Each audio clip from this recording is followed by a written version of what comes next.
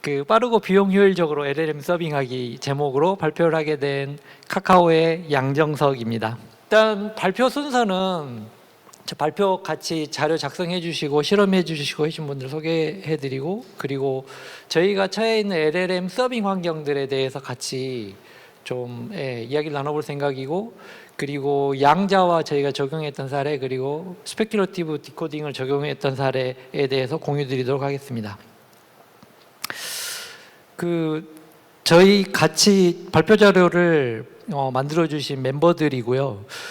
저희 팀에서 주로 수행하고 있는 일이 모델 추론 서비스를 사내에 제공하는 역할, 그리고 이때 추론을 최적화하고 또 이런 모델들을 만들기 위한 학습에 있어서의 커널 레벨까지 최적화하고 이런 업무들을 수행을 하고 있습니다.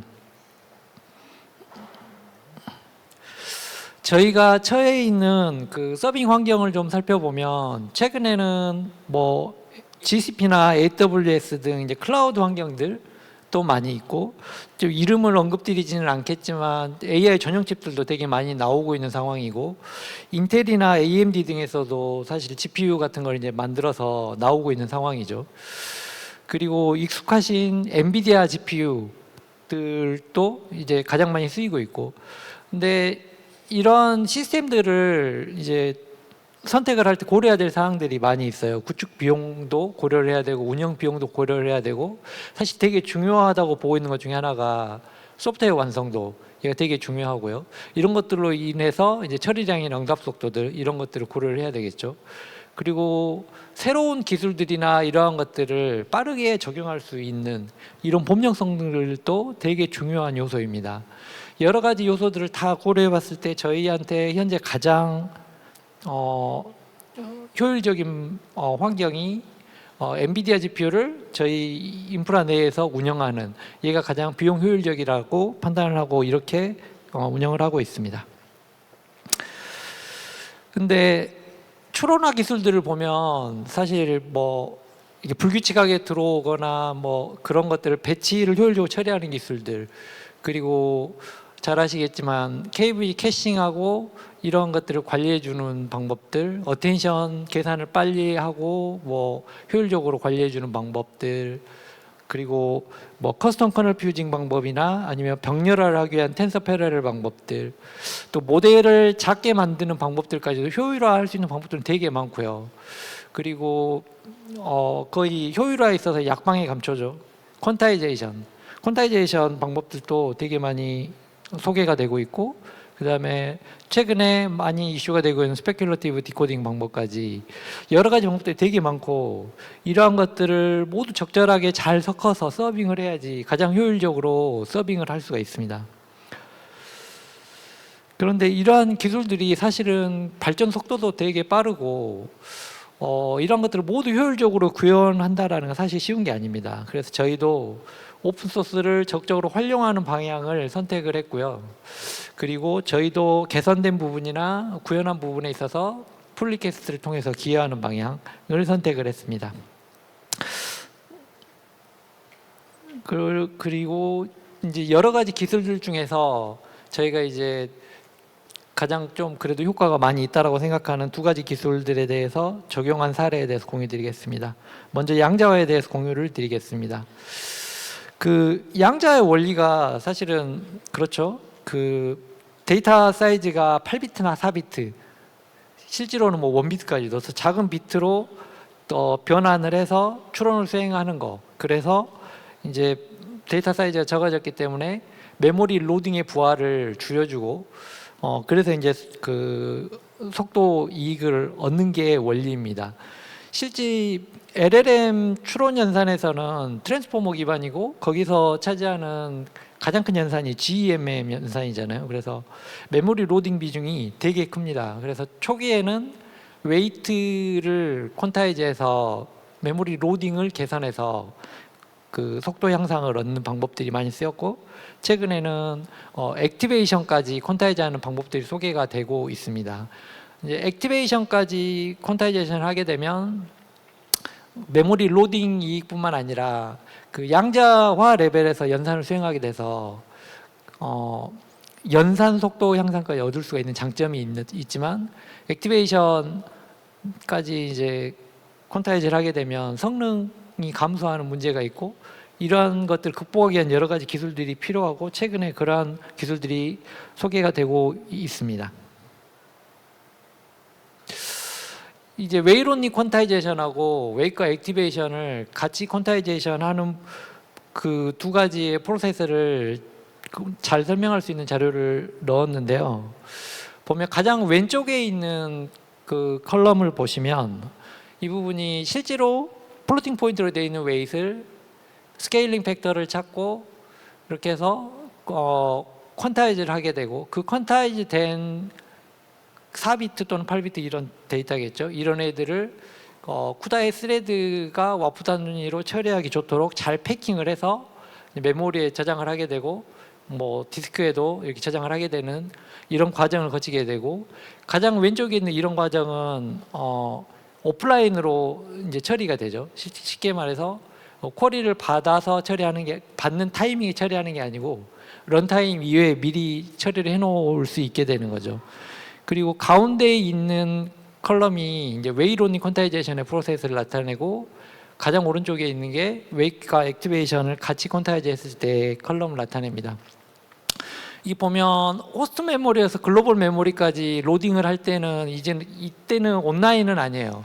쿼리를 받기 전에 미리 이제 로딩을 하는 거고 그 다음에 이제 글로벌 메모리, GPU 메모리에서부터 이제 쉐어드 메모리나 레지스터까지 불러오게 되고 그 레지스터에서 불러온 애를 다시 FP16으로 디퀀타이즈를 하게 되고 그 FP16 레벨에서 GEMM 연산을 수행을 하게 됩니다. 그래서 결과는 FP16으로 되어 있는 애를 다시 글로벌 메모리에 써주게 되는 얘가 웨일 온리 퀀타이제이션의 기본적인 프로세스이고요. 여기에서 보시면 웨이트를 퀀타이즈 해 놓았기 때문에 로딩하는 부분에서 대부분 스피드업이 있습니다. 하지만 퀀타이즈 된 웨이트를 다시 디퀀타이즈 하는 과정에서 슬로우 다운이 발생합니다. 이 두 가지 비율에 의해서 대부분 스피드업이 더 크기 때문에 성능 이익을 얻어가는 것이고요. 그리고 웨이트 액티베이션 퀀타이제이션의 경우를 보면 퀀타이즈 된 웨이트를 불러오는 프로세스는 거의 똑같다고 보시면 되고요. 하지만 얘는 액티베이션을 연산을 위해서 퀀타이즈하는 과정이 필요하게 되고 얘를 다시 웨이트의 구조에 맞게 패킹하는 그런 단계가 필요합니다. 그리고 맨멀 연산은 퀀타이즈된 로빗 레벨에서 GMM을 수행할 수 있게 되고요.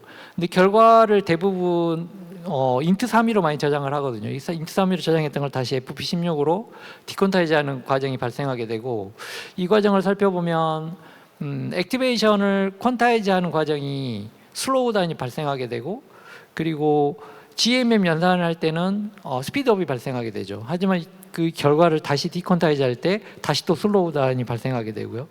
이런 여러 가지 슬로우 다운과 스피드업을 이렇게 합친 만큼의 성능 이익이 발생하게 됩니다. 그리고 업계에서 주로 쓰이고 있는 알고리즘들을 설명하기 위해서 대표적인 3개의 알고리즘을 선택해서 설명하는 부분을 넣었고요.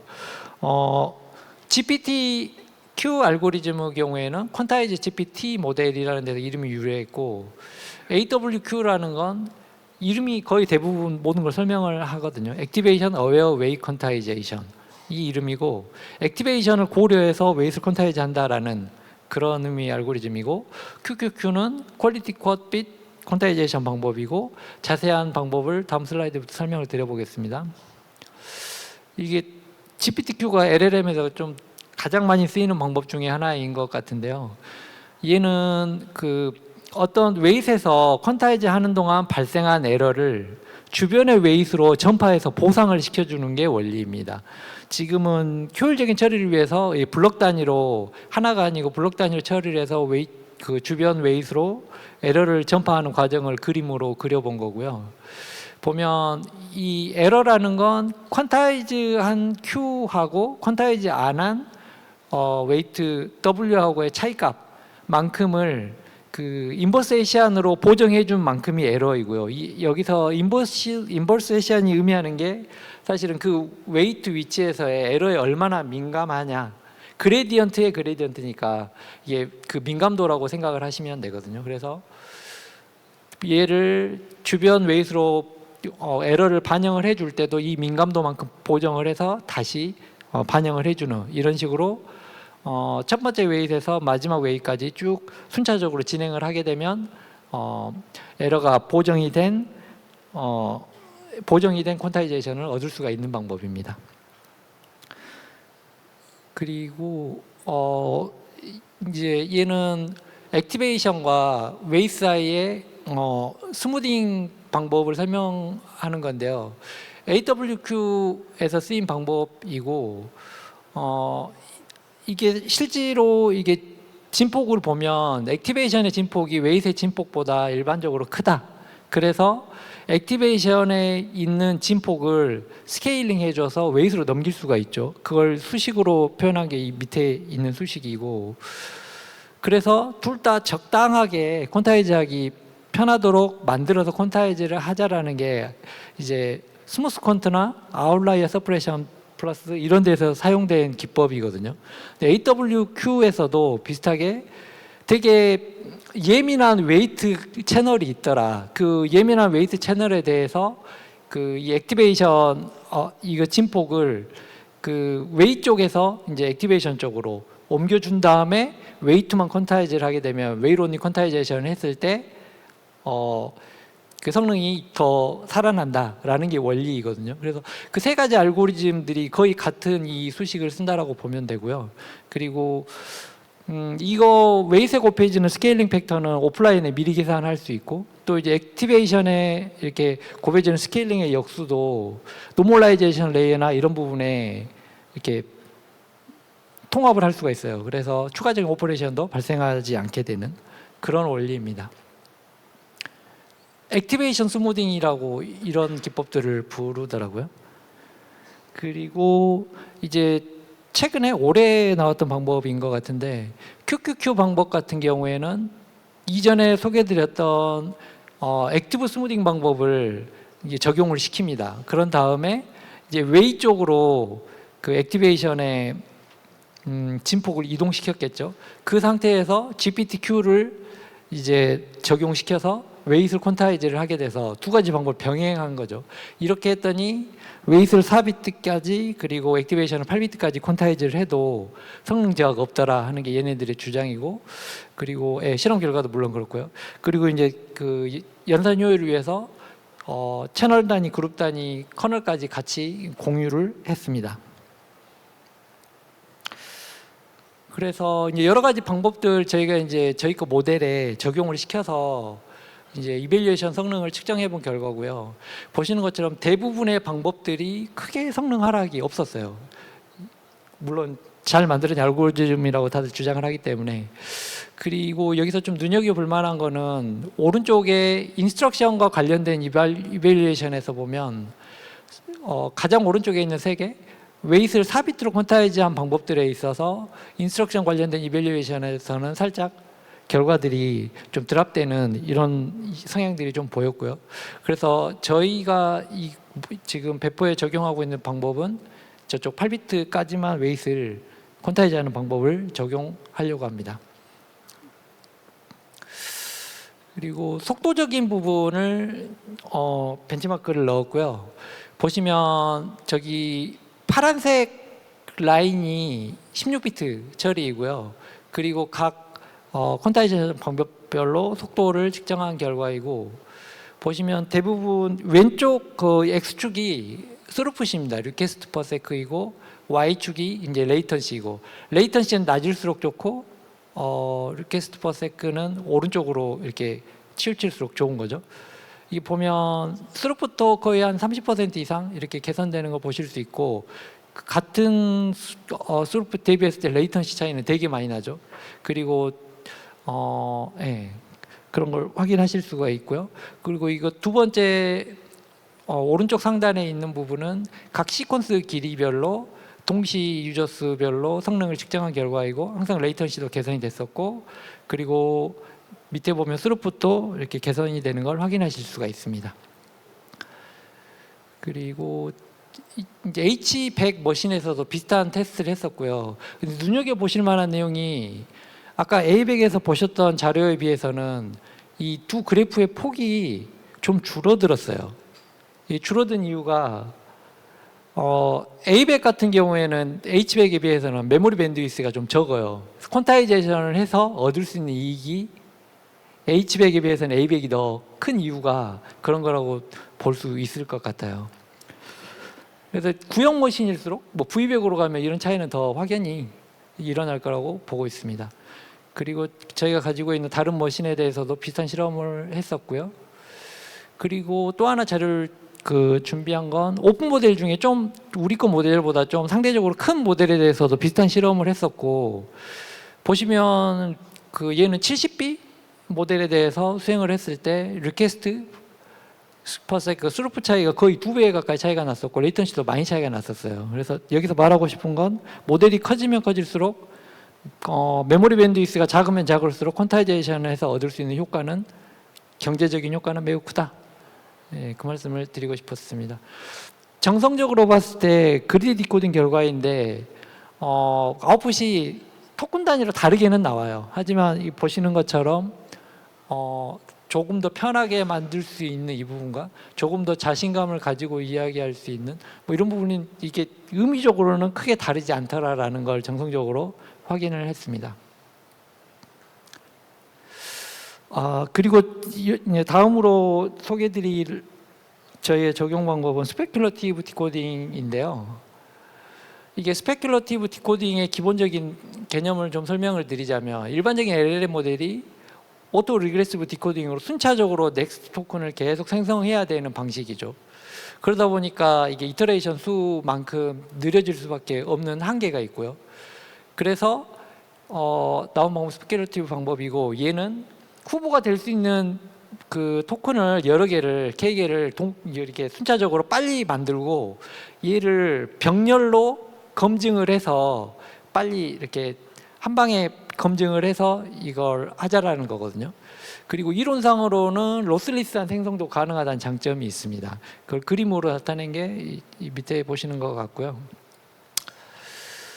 이거를 다시 좀 프로세스를 보자면, 그 스타트 토큰부터 시작해서 이제 녹색부터 빨간색까지가 드래프트 토큰, 가벼운 모델이 이제 순차적으로 토큰을 만든 거고, 이 빨간색에서 그 원 모델에서 리젝이 된 거예요. 그래서 파란색에서 다시 원 모델이 토큰을 이제 생성을 한 거고, 그러면 그 다음에 또 두 번째 라인에서 보면 드래프트 모델이 토큰을 또 여러 개 K개를 생성을 하고, 거기서 또 22까지는 액셉트가 되고 빨간색 심표에서 다시 리젝이 된 거죠.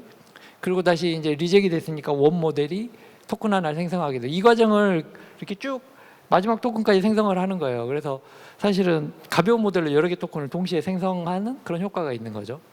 그래서 원리가 이렇다 보니 여기에서 가장 중요한 게 뭐냐면, 이 드래프트 토큰이 만들어낸 이 토큰이 얼마나 많이 액셉트가 되느냐가 사실은 가장 중요하죠. 그래야지 성능이 잘 나올 수 있는 거죠. 그래서 그 부분을 액셉턴스 레이트, 채택률이라고 하고요.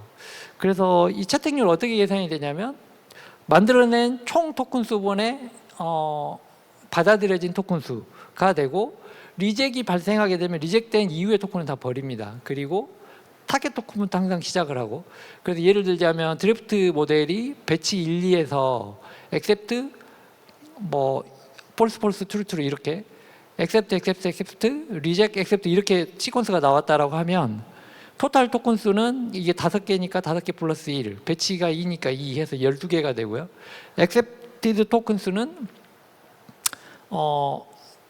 원래 원 토큰 타겟이 하나, 뱉은 거 하나, 그 다음에 이거 액셉트 된 거 하나 해서 2가 되고, 배치 2에서 3 플러스 1에 4가 됩니다. 그래서 6이 돼서 이 경우에는 액셉턴스 레이시 0.5가 되게 됩니다. 이게 액셉턴스 레이시라는 거고, 이게 높을수록 효율이 좋게 되는 거죠. 말씀드렸던 것처럼 액셉턴스 레이스를 올려야 됩니다. 얘를 잘 적용하기 위해서는. 그러기 위해서는 학습 방식이 유사해야 되죠. 같은 슈퍼비전으로 드래프트 모델을 학습해야 되고, 또한 데이터가 유사해야 되고, 그러기 위해서 아웃풋 디스트리뷰션을 최대한 맞출 수 있는 여러 가지 디스틸레이션 등의 기법이 잘 적용되는 경우가 많습니다. 그리고 또 액셉턴스 레이시 높으려면 출력 길이 K, 몇 개까지 드래프트 토큰을 생성할지 얘를 또 잘 선택해야 되는 문제가 있습니다.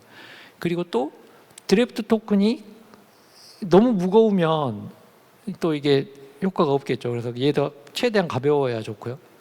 그래서 이 조건을 만족하는 조건을 찾기 위해서 저희가 여러 가지 실험을 수행을 했고, 그중에 OPT 모델에서 수행했던 결과를 공유를 드리려고 합니다. 여기에서 얻은 결론은 모델이 생각보다 많이 작아도 되더라. 실은 생각보다 더 많이 작아야 되더라가 맞을 것 같고요. 그리고 실제 이밸류에이션 성능이 그렇게 높지 않아도 되더라. 작은 모델들이 되게 이밸류에이션 성능이 낮을 수밖에 없는 상황이고, 쉽게 말해서 이밸류에이션 데이터셋에서 정답은 못 맞추더라도 다음 나올 쉬운 토큰 정도만 잘 예측해도 되더라라는 게 저희의 인사이트거든요. 그래서 보면 드래프트 모델로 OPT 125M과 350M 그리고 타겟 모델로 0.7B 모델을 사용을 했고, 그렇게 했을 때 그리드 디코딩에 대해서 이제 쿼리는 쉐어 GPT 데이터셋으로 날렸을 때 액셉턴스 레이시 이게 자료가 가운데 있는 게 150M이거든요. 125M이거든요. 근데 지금 이게 밑으로 개행되면서 뭔가 잘린 것 같고, 이게 350M인데 보면 당연히 125M이 훨씬 더 액셉턴스 레이시 적죠. 0.7대고 350M은 0.8대고, 그 다음에 시퀀스 랭스가 길어질수록 당연히 좀 떨어지게 될 거고요. 이 정도 나왔을 때 성능 게인이 이제 파란색이 적용하지 않았을 때 일반적인 경우이고, 적용을 했을 때 성능 게인이 많이 있는 것을 확인할 수 있었습니다. 그리고 네네, 여기서 말씀드리고자 했었던 건 사실 350M보다는 더 작은 125M이 더 성능이 더 잘 나오더라. 보면 더 그래프의 키가 훨씬 더 큰 걸 볼 수가 있거든요. 이거를 말씀드리려고 했었던 거고, 그리고 샘플링 디코딩에 대해서도 적용을 했을 때 125M이 350M보다는 훨씬 더 성능이 잘 나오더라 라는 걸 확인을 했습니다. 그래서 얘를 저희가 이제 저희의 모델에 얘를 적용을 시키는 이제 작업을 이제 했고요. 그때 이제 적용을 하려고 하면 사실 가장 중요한 게 드래프트 모델의 선택이거든요. 근데 드래프트 모델이 저희가 실험한 게 원 모델 크기의 약 10분의 1 정도 크기였고, 그 다음에 프리트레이닝 이제 인스트럭션 튜닝이 되지 않은 프리트레이닝만 되어 있는 중간 단계 체크포인트로 저희가 실험을 했어요. 그래서 이렇게 했다는 건 저희가 원하는 정도까지 타겟 드래프트 모델을 아직 만들지 못했다라는 말이고요. 그래서 실험을 해봤더니 물론 인스트럭션 튜닝도 안 되었긴 하지만 액셉턴스 레이시 한 0.6, 0.8까지 이런 식으로 나왔었고, 성능 게인이 있는 걸 그리드 디코딩에 대해서 확인을 했었습니다. 그리고 한글로 되어 있는 데이터셋에 대해서도 더 긴 길이에 대해서 수행을 했을 때 성능 게인이 더 있는 것, 그리고 액셉턴스 레이시 더 좋아져서 성능 게인이 더 있는 것을 확인했었습니다. 그리고 샘플링 디코딩의 경우에도 동시 유저 수가 어느 정도 수준 한 12와 16 사이 정도까지는 성능 게인이 있는 부분을 확인할 수 있었습니다.